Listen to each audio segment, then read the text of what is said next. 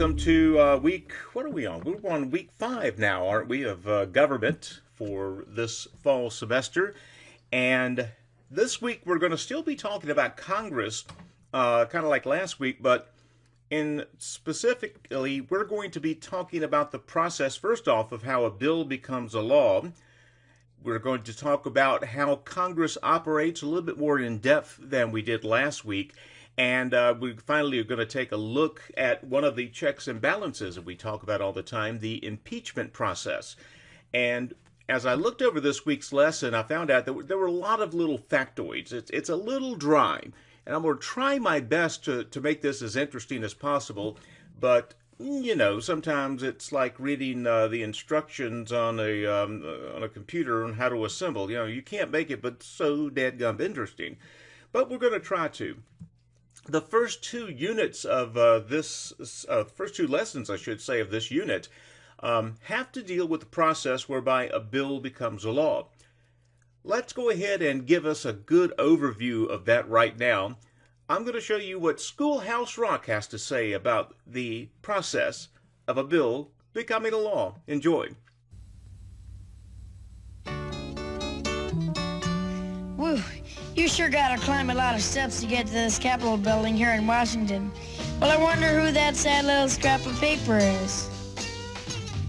I'm just a bill, yes, I'm only a bill, and I'm sitting here on Capitol Hill. Well, it's a long, long journey to the capital city. It's a long, long wait while I'm sitting in committee, but I know I'll be a law someday. At least I hope and pray that I will, but today I am still just a bill.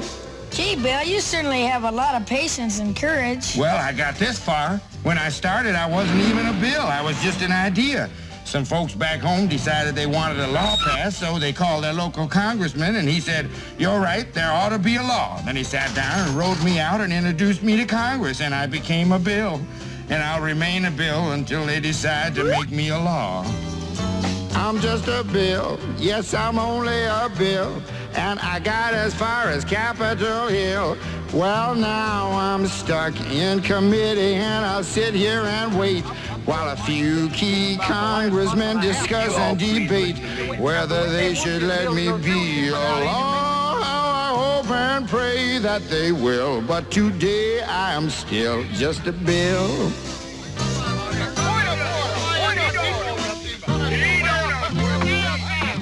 Listen to those congressmen arguing. Is all that discussion and debate about you? Yeah, I'm one of the lucky ones. Most bills never even get this far. I hope they decide to report on me favorably, otherwise I may die. Die? Yeah, die in committee. Oh, but it looks like I'm going to live. Now I go to the House of Representatives and they vote on me. If they vote yes, what happens? Then I go to the Senate and the whole thing starts all over again. Oh, no. Oh, yes. I'm just a bill. Yes, I'm only a bill. And if they vote for me on Capitol Hill, well, then I'm off to the White House where I'll wait in a line with a lot of other bills for the president to sign. And if he signs me, then I'll be a law. How I hope and pray that he will. But today I am still just a bill. You mean even if the whole Congress says you should be a law, the president can still say no? Yes, that's called a veto. If the president vetoes me, I have to go back to Congress and they vote on me again, and by that time you're so By old. that time, it's very unlikely that you become a law. It's not easy to become a law, is it? No, but how I hope and pray that I will. But today I am still just a bill. He signed your bill. Now you're a law. Oh, yes. Yeah, it's a cutesy little cartoon, but there's a whole lot of truth in that, and there is not much hyperbole there. That's more or less the way it happens sometimes. We'll talk about the rest of the process. Now, the Article 1, Section 7 of the Constitution states that Congress can pass law, and more or less tells us about this process that we just saw demonstrated. Now, it's supposed to be a quick process, but Congress over the years has added more steps to it to complicate things just a bit more. And another thing to remember, state legislatures, in terms of introducing legislation, they operate in pretty much the same way as Congress does. Any member of Congress can introduce a bill, but only when Congress is in session. The president can't even introduce a bill. If he wants a law passed, the president has to contact a member of Congress and say, hey, could you introduce this for me? It does all the time. It's called, and when the congressman or a woman does it, it's called carrying the water for the president. Basically, you're introducing something that the president wants introduced. Any number of people might actually write the text of the bill. It's usually a chief of staff or a staffer, or sometimes it's a lobbyist for a particular industry that more or less writes the bill. The only exception to all this, again, anyone in the House and Senate can introduce a bill when they're in session. That's the only time you can do it. Only exception is any revenue bill, that is to say a bill that deals with taxes. According to the Constitution, that has to originate in the House. Again, it's the people's house, and since the people are the ones paying the taxes, the Constitution determined that, at the very least, all these tax bills should at least originate in the House. Still has to clear the Senate, though. In the House, again, this is just kind of FYI, the House members, if they have a bill, they will take a physical copy of the bill and put it into a box. It's called the hopper at the very front of the building. In the Senate, a little more formal, they hand it to the clerk of the Senate. The House and Senate each get a brand new clerk every year, and they are responsible for all the record keeping. They get the bill, they give it a number, and send it to, in the House, the Speaker. The Senate, they send it to the Majority Leader. They also send it to the government printing office to print up a hard copy of the bill. And again, from there, it becomes the property of the House Speaker or the Senate Majority Leader. A bill's most common form is that of a legislative bill. It calls for the enactment of regulations or the spending of money on some kind of a project. It could be public or private in nature, but most of the bills kind of follow this format. Now, bills can also be what's called a joint resolution, a concurrent resolution, or a simple resolution. That's not terribly important. I'm not going to require you to remember that. Just be aware that the resolution, like a simple resolution, is more or less just the opinion of one member of the House.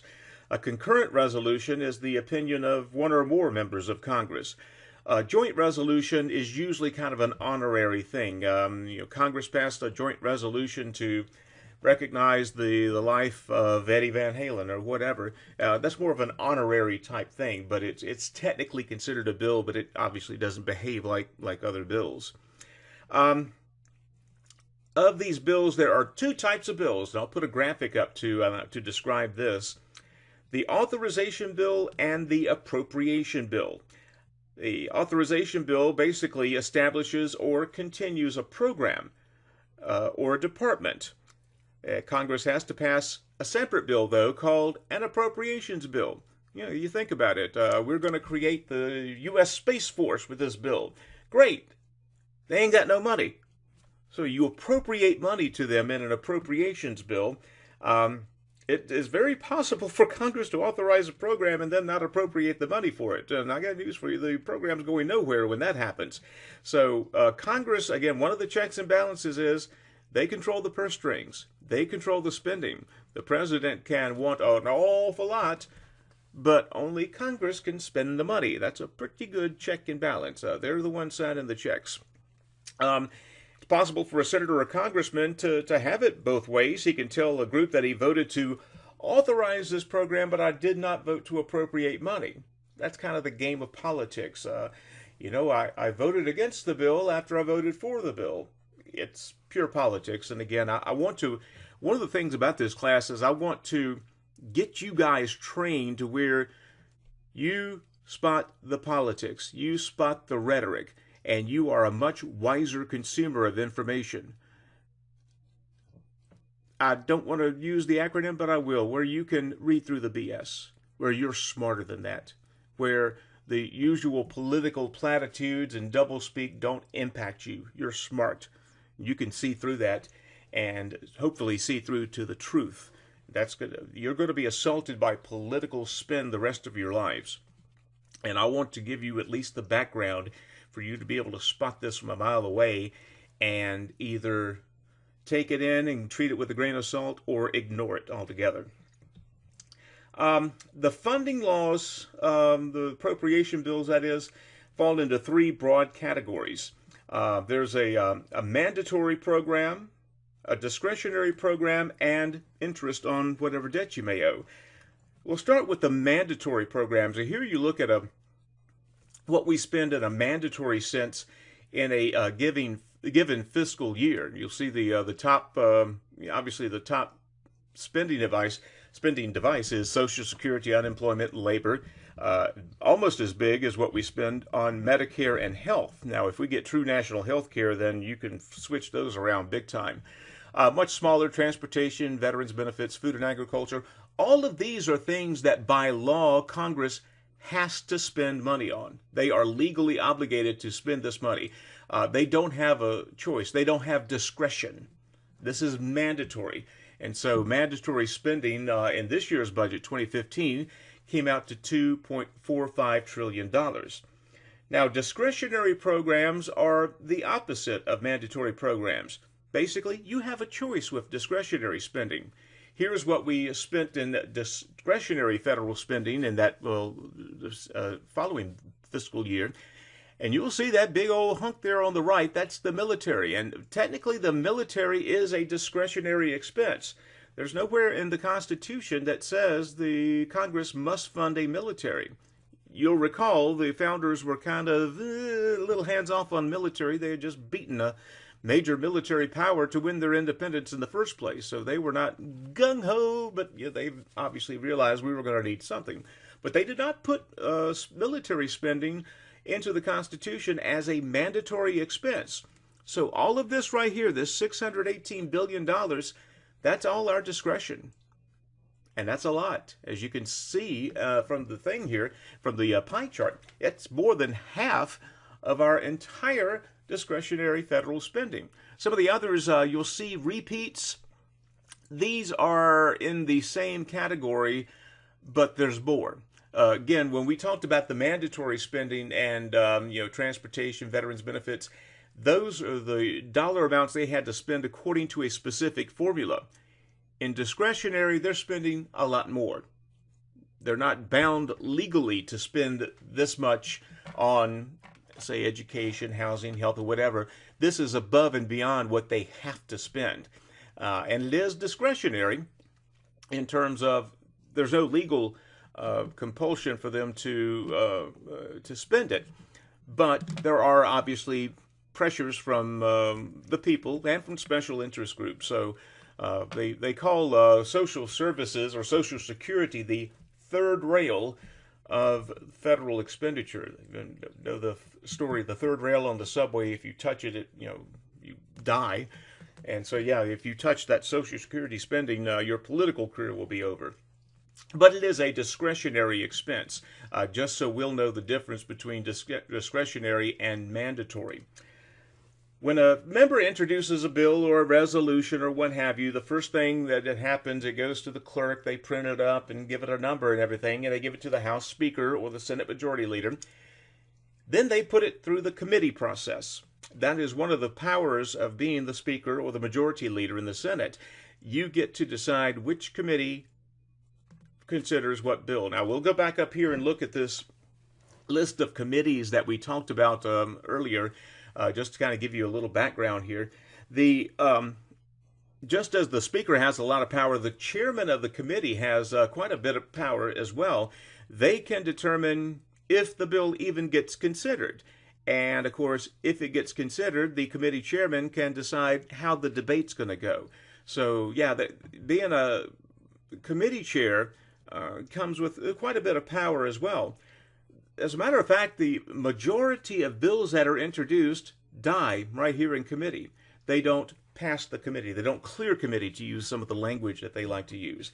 There are congressmen who introduce the same bills over and over again every year. Every time there's a new session of Congress, again, calendar year session, And some of them are quirky. Yeah, again, there's a bill to abolish the Federal Reserve, which might be worth exploring, but no one's going to do it right now, just like that. But yeah, there are congressmen who introduce bills every year to destroy or to end the Federal Reserve System, and it gets introduced in committee, and the chairman says, "Man, that's nice.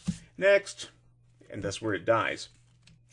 Sometimes committees can suggest changes to a bill's content. They can amend the bill in that way and then vote on the amended version. Committees can also, they have the power to launch what's called investigations. If they want more information on the bill and they think bringing in experts to testify on it can give them a greater understanding, they'll do that too. That's infrequent, but it's not unheard of. We've had several congressional investigations just this year. After all that, they'll hold what's called a markup session, where the members go over every aspect of the bill. They look over the proposed changes the committee has made, and it takes a simple majority vote to clear committee, again, to report out of committee, to use the vernacular. On rare occasions, a committee will defeat a bill but allow it to go to the House floor or the Senate floor anyway, so everyone can have a chance to weigh in on it. That's very, very rare, very special circumstances, but that is possible. 99.9% of the time, though, if a bill is reported out of committee, it goes to the floor.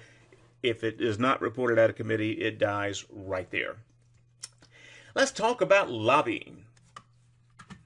The good, the bad, the ugly.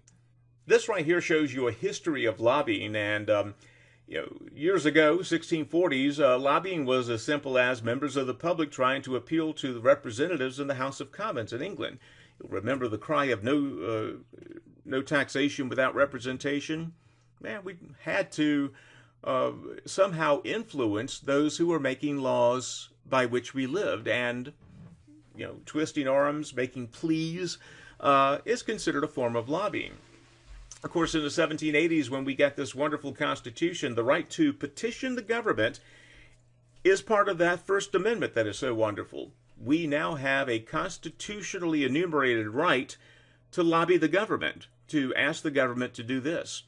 In the 1830s, the term lobby is first used in American newspapers, talking about local politics, where a lot of the deals were made in the halls or the lobbies of state legislatures. And again, you'll see in 1860s, President Grant runs into a group of petitioners in the White House, or the Willard Hotel lobby, and he reportedly called them lobbyists, and the name kind of stuck. These days, the practice of lobbying is formally regulated by federal law. They represent, of course, a wide variety of interests. Pretty much any issue you can think of has got a lobbying arm for it. Healthcare, pro and con, military, transportation, again, lumber industry, the tobacco industry, taxpayer watchdog groups. Pretty much every interest has a lobbyist that's going to speak on their behalf in Washington. Lobbyists can meet with members of Congress. They cannot bribe them. There are very strict rules on what congressmen can accept from lobbyists, not only in terms of gifts, but restaurants. They have to report every single thing to Congress to make sure everything's on the up and up. And of course, as you can imagine, it sometimes gets abused. All lobbyists have to register with the government. They have strict rules regarding what they can do. There are about 11,500 lobbyists, recognized lobbyists, in Washington. Now, by that stretch, if we write a letter to our congressman asking him not to vote in favor of this bill, we are in effect lobbying them, but it's a much different degree than those who are actually in Washington meeting with the congressman or their chief of staff. I think we can agree that is a whole different level of influence. Of course, we lobby the government through advertising campaigns sometimes, where we chip into a local group that's running television commercials telling senators to, yes, confirm this Supreme Court justice. Maybe you've seen some of those lately. Lobbyists can provide very good information, obviously, on bills. Now, you can imagine a tobacco representative is going to encourage a law to limit liability payments for tobacco company, Automakers want to give input on what kind of laws Congress can pass on auto safety. Again, they are special interest, and they are they are paid to lobby on their industry's behalf. I want you to think about this. This is kind of the long-term thought of this lesson. The idea of lobbying. Is it ultimately a good thing that certain industries have direct access to members of Congress?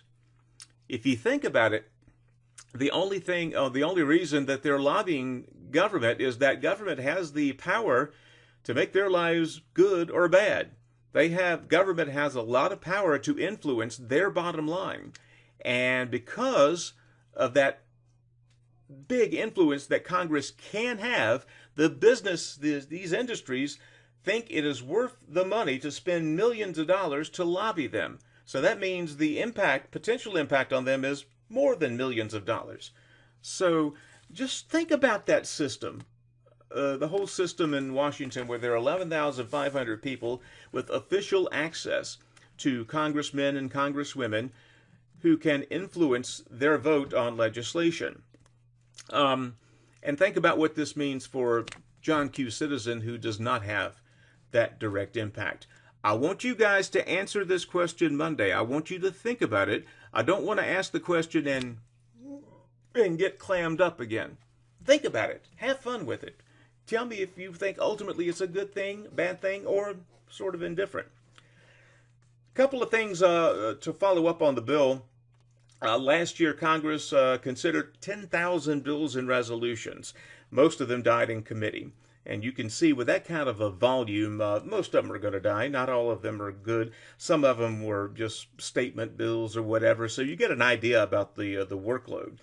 Once a committee marks up a bill, passes it, it goes to the floor. Again, that's another place where the Senate Majority Leader or the House Speaker can decide to, I'm not going to take that up. That happens in the Senate all the time with the current Majority Leader and the past Majority Leader. Let's say something cleared the House, goes over to the Senate. That's nice. Next. And it doesn't happen. So, again, that's pure politics. And I guess, is it good or not is in the eye of the beholder. If they're stopping a bad bill, then it's good. If they're stopping a good bill, then it's bad. That's all in the eyes of the beholder. Again, if bill passes the House, it goes to the Senate. The Senate can make changes to that bill. And one more thing, let me back up. Bill passes the House, it goes to the Senate, it goes to the committee process again. So it passed House Agriculture, the House floor, now it goes to Senate Agriculture. You got to clear that, just like it did the House, Senate floor. And it has to pass in identical form. Sometimes when the bill clears the House and goes to the Senate will add something to it or take something out of it. When that happens, when the House and Senate pass differing versions of the same bill, they appoint what's called a conference committee. A few senators, a few congressmen, or House representatives, they get together and they try to hammer out a compromise measure. When they do, they take that compromise and introduce it in their respective chambers. If both of them approve the identical bill, then it goes to the president. Let's talk about something called the filibuster. This will be something I kind of asked you about too. In the House of Representatives, they've adopted strict rules governing floor debates on legislation.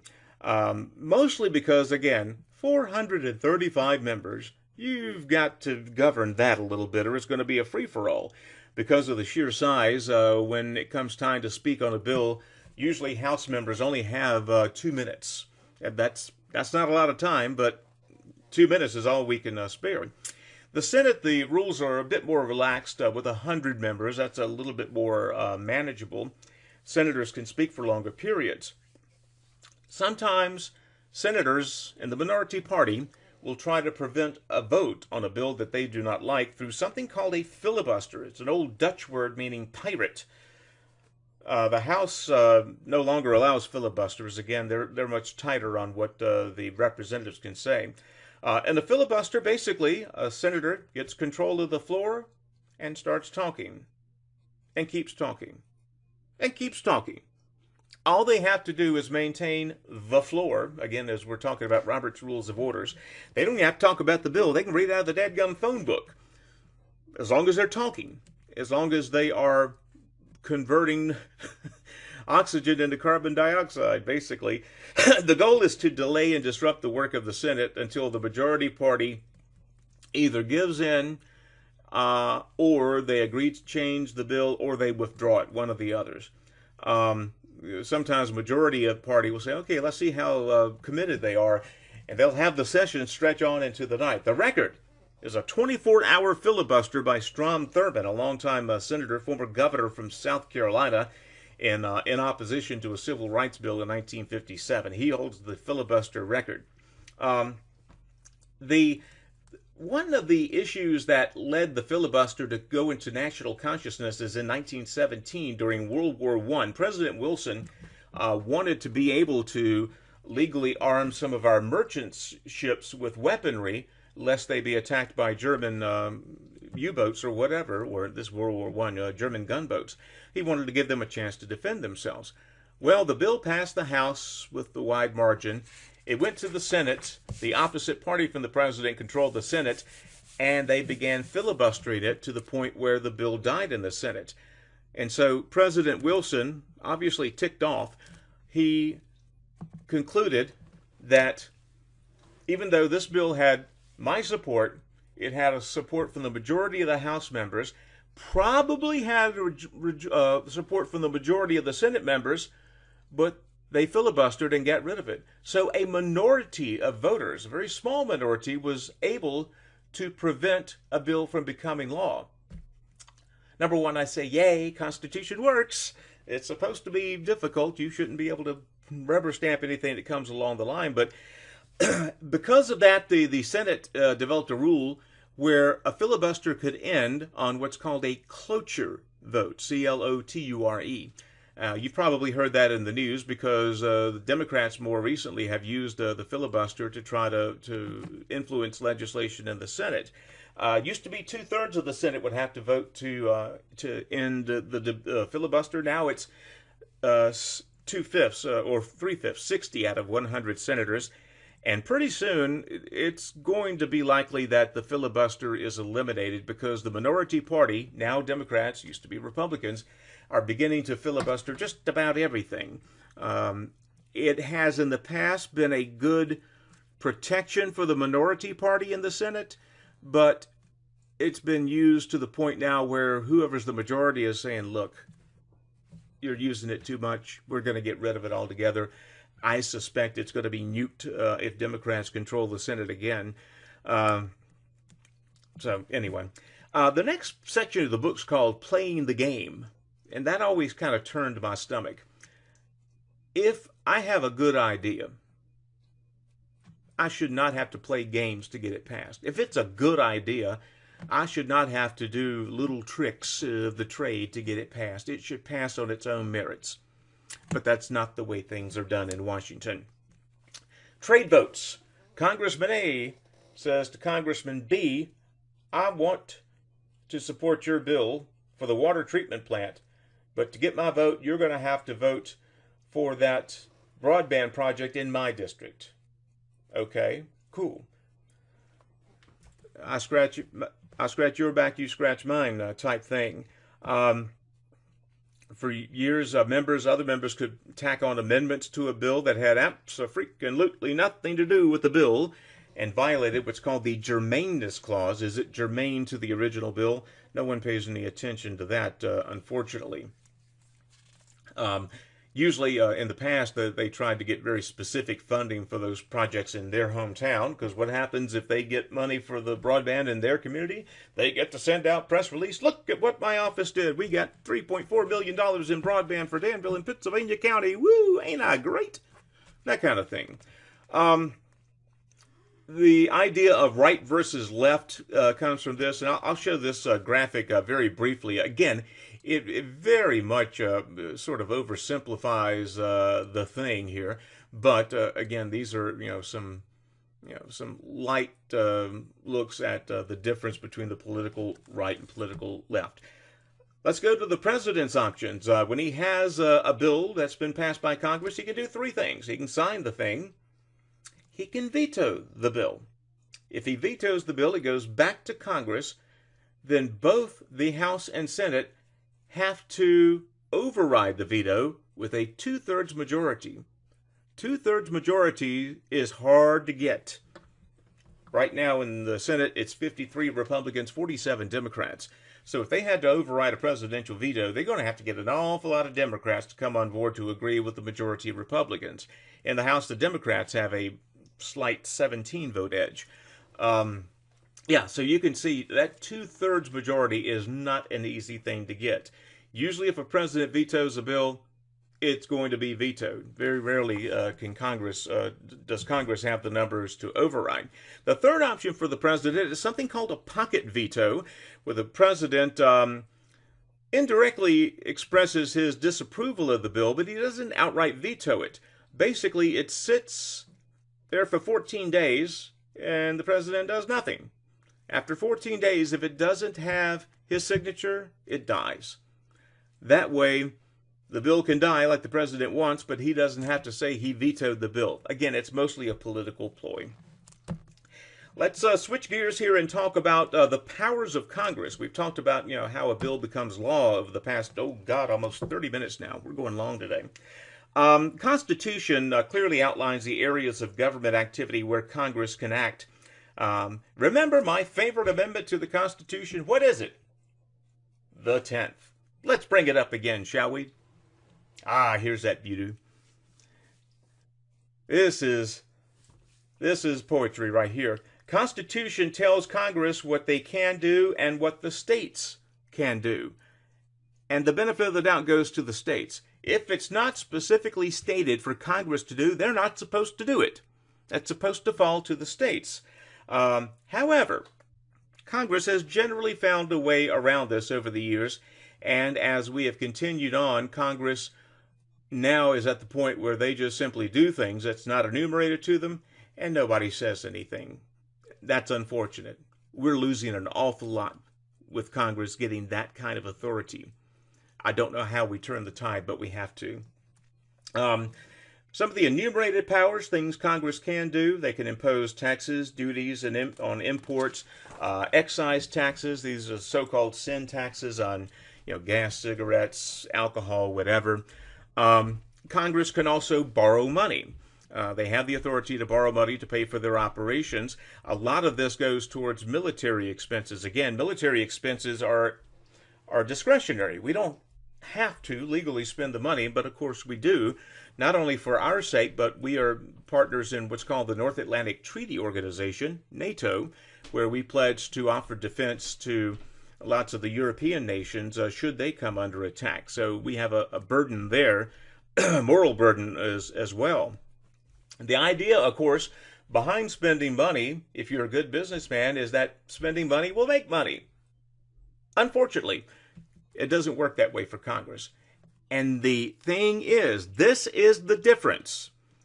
If I start a business, I borrow $10 million to start it up, and I only generate $2 million in revenue, and I can't pay the loan back, I go to bankruptcy. The federal government prints more money. The government is not accountable, and that's why they make poor business decisions. They pay no price for being wrong. They simply borrow more money. They raise their debt level, debt ceiling. We've done that twice in the past couple of years. That's why government is the last place you want to look for fiscal responsibility. Because if they're wrong, who cares? You can't do anything to them. That's why I like the 10th Amendment so much. When the federal government takes in more than takes in less than it spends during the year, that's called a deficit. Over the years, the accumulated deficit is called the debt. Congress obviously regulates all U.S. trade with foreign nations. Congress has authority, obviously, on naturalization issues, the process by which a foreign national becomes a United States citizen. Congress has power to set up bankruptcy laws. They have power to coin money. oddly enough, this was weird, and the Constitution does not give Congress the power, or the U.S. government, the power to print paper money. Well, paper money is nothing more than a treasury note that basically says, okay, if you're holding this, you're entitled to the value of $100 in the U.S. Treasury. That's all that is. But yeah, technically the Constitution did not give the government the power to print money. But we've interpreted the coining money as more or less the same thing. It's just kind of one of those little niggling affairs that we all say, yeah, this is what they meant. And of course, Congress has authority over U.S. military matters, as you would think. Congress also has oversight over the District of Columbia. That is the area that was carved out in 1783 to serve as the home of the U.S. government. People who live in the district are U.S. citizens, but they are citizens of no state. The District of Columbia is not considered a state, even though they do have 3 electoral votes. They were not authorized to have a mayor even until 1973. And they do have a non-voting representative in Congress. It's kind of a weird quasi-state existence that they have in the District of Columbia. We're going to move now to the most controversial part of Congress's enumerated powers. It is in the last paragraph of Section 8. It is called the Necessary and Proper Clause. And it has been the subject of much misinterpretation and much abuse over the years. In essence, the Necessary and Proper Clause, and we'll look at it on the thing here, to make all laws which shall be necessary and proper for carrying into execution the foregoing powers and all other powers vested by this Constitution in the government of the United States or in any department or officer thereof. This is also called the Elastic Clause. It's part of the Constitution, supposed to give Congress what are considered implied powers, those that are assumed to be true without being specifically stated. Well, it sounds nice, but it is abused. When we talk about Congress stepping into areas where they are not enumerated, where they're not specifically told they can do, this is what they point to. The Elastic Clause of the Constitution, which says that Congress, in the course of doing your work, you can do anything else that helps you do your work. You can see how something like that would be abused and abused and abused, and it has been. This picture right here kind of tells you what I and others think about this. Necessary and proper does not mean anything you want, and it doesn't. But Congress does it anyway, because that, unfortunately, is the direction that we've been heading for several generations now. I'm hoping at some point the next generation will step in and say what this meme says. Necessary and proper does not mean anything you want. I want Congress to be forced to convince people that when they do a new thing, that it is necessary and proper. Right now they just say, well, that's necessary and proper to do this. We're going to do it anyway. No, I want to check on that. I want them to be forced to specify why this is necessary and proper. One of the things, on the other hand, Congress has used it to the Necessary and Proper Clause to expand power to do some decent things. One of the things they have, and this graphic right here shows it, they invented, more or less, the U.S. court system through the Necessary and Proper Clause. There was nothing in the Constitution which indicated they had to set up a U.S. court system. But if you'll recall from one of our previous lessons, the Articles of Confederation only had state court systems, and that was it. So the Necessary and Proper Clause, again, used properly here, created something that was lacking in terms of being able to fulfill our constitutional duties, justice. And now we have that. What this has done is, of course, given Congress the power over the federal bureaucracy in many ways, because, again, Congress has the power, the Senate specifically has the power to approve all judicial nominees. Since the framers of the Constitution were aware of how one man or a small group of people can abuse government powers, they repeatedly sought to limit the powers of government and give as much to the people as possible. They saw government as something good and necessary, but not always a source of all blessings for every citizen, nor should we. The federal government, again, because they are largely not paying a price for being wrong, it is up to we the people to keep them in check at all times. If we don't, they will use more power than is needed. I promise you. That is the nature of man. That is human nature. If you have a position of authority, you're going to want a little more. A little more. For our safety, of course. It's for the children. It's for the future. Why I take this power. Now, we don't allow that. And we have to be vigilant that they do not assume as such. There are built-in constitutional limitations on what Congress and the states can do. One of the compromises of getting the Constitution confirmed in the first place is that they could not outlaw slavery or slave imports for 20 years. And they agreed to that, and they did that. But as soon as that 20 years were up, slave trade ended in the United States. Congress or the federal government at large cannot suspend writs of habeas corpus. What is that? Well, it's a neat little Latin term. But basically, habeas corpus is whereby the government, if they have you detained, they have to explain why they have you detained. They have to publicly demonstrate what law you are suspected to have broken. The most egregious example of this was pre-Civil War. You'll know Washington, D.C. is here. Virginia, right up under them, was a state that had joined the Confederacy. Well, just north of D.C. is Maryland. There was lots of Confederate sympathy there, and the U.S. government, being there in D.C., was very much in danger of being surrounded by rebels. So President Lincoln arrested a lot of Confederate sympathizers in Maryland, put them in jail, and Maryland more or less agreed to stay in the Union. On the surface, that is about as illegal as you can get. But the Constitution does say that habeas corpus can be suspended during times of rebellion or war. Lincoln's defense was that there was an active rebellion going on, and from that standpoint, he was correct. Still, that is a ripe way for government to abuse their power. And you can see why it would benefit a government to say, well, we are always at war. Therefore, I can use these wartime powers anytime I want to. No, you can't. And again, that's where we, the people, have to be vigilant. We can't just sit back and passively accept this. Congress cannot pass what's called an ex post facto law. Ex post facto is Latin for basically after the fact.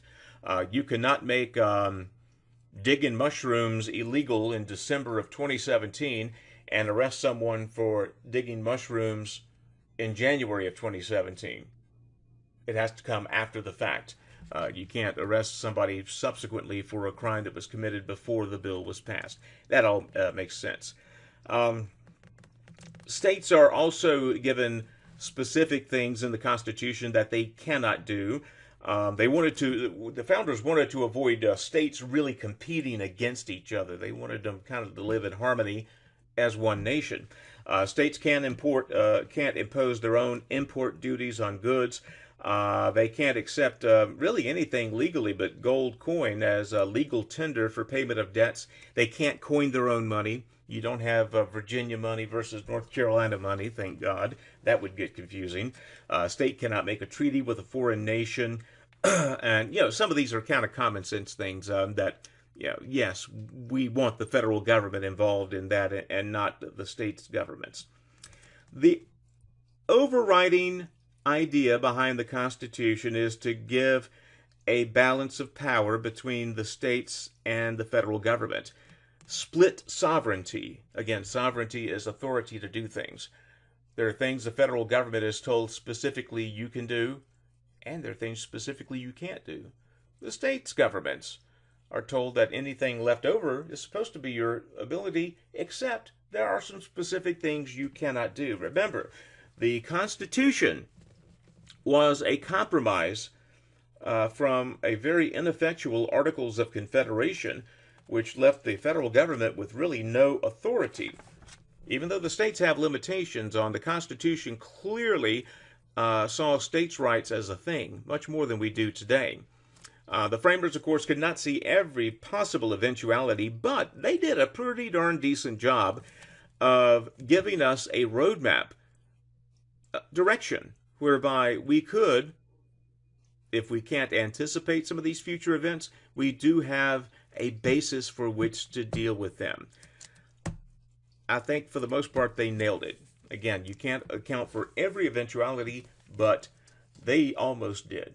And that's just one of the many wondrous things I think about the Constitution. Only a few minutes left here, and we'll touch on the final lesson, a word that we have heard an awful lot about lately: impeachment. It is the ultimate check that Congress has against members of the executive and judicial branch.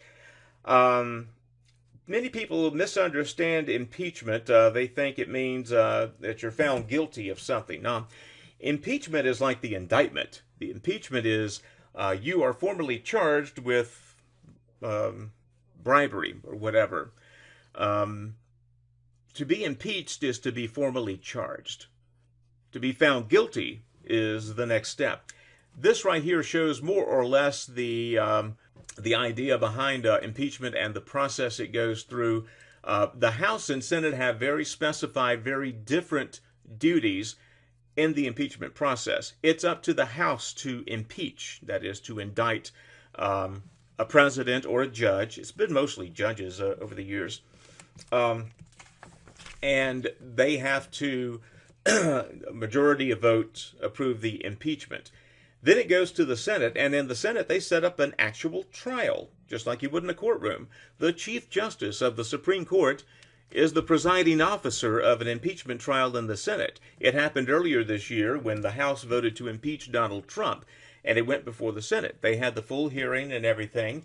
The Senate has to vote on a 2/3 majority to agree with the impeachment and convict. What did we say about 2/3 votes earlier? They're hard to get. And obviously the Senate did not come anywhere close. It was mostly a party line vote, as Trump was acquitted by the Senate. Of course, if you are found guilty by the Senate, then the penalty is removal from office and disqualification from ever holding office again. Actual impeachment proceedings have only begun 63 times in the House. Most of them don't go beyond the investigation stage. The House has ended up impeaching 20 federal officials, 2 of them presidents. Can you name the 2 presidents that were impeached before Trump? There's now 3. Bill Clinton in 1997 and Andrew Johnson in 1867. Andrew Johnson's case went to the Senate. They failed to convict by 1 vote. Clinton's in the Senate was not nearly as close as that. Of course, the numbers were much closer then. Same thing for Trump. Again, it was not really close to a 2/3 majority that was needed for a conviction in the Senate. The only other time that a House impeachment process reached a critical level was 1974 with Richard Nixon. Before there was an impeachment vote, Nixon resigned, and he was reading the tea leaves. It was going to be obvious that he was going to be impeached by the House and almost certainly convicted by the Senate. So, and to me, again, this is just your teacher talking. Impeachment is something that we are using a little too much right now. In my opinion, impeachment is the ultimate rebuke against a president or a judge that is abusing power. It is the worst of the worst. And I'm talking about Benedict Arnold levels of treason and misplacement of trust. Unfortunately, impeachment now rarely means anything more than, I don't like you. I don't like you one bit. We're going to impeach you. Well, that's not a reason to impeach, but they'll make up reasons. If you are a supporter of Donald Trump, you can say with a straight face, I believe, that the charges for which he was impeached this year did not fall to the level of high crimes and misdemeanors. Matter of fact, there's a question they even happened at all. But that didn't stop Congress. Impeachment, unfortunately, is becoming more and more of a political ploy now. How many times that the right called for Obama's impeachment from 2008 to 2016. God knows how many times have we heard the word impeachment brought up in reference to Donald Trump. I think we're getting a little too loose with impeachment. Impeachment is supposed to be reserved for the worst of the worst violators. And we are using it way too frequently right now. Purpose of an impeachment trial should not be to crush someone politically, but to maintain the integrity of our government. Now it's being used, I think, too much as a political tool to embarrass someone. That is our lesson for this week. Next week, we are going to move from the legislative branch to the executive branch. We're going to be talking an awful lot next week about the presidency. I'm Mr. Chuck. We will see you in class hopefully Monday. Till then, have a great weekend.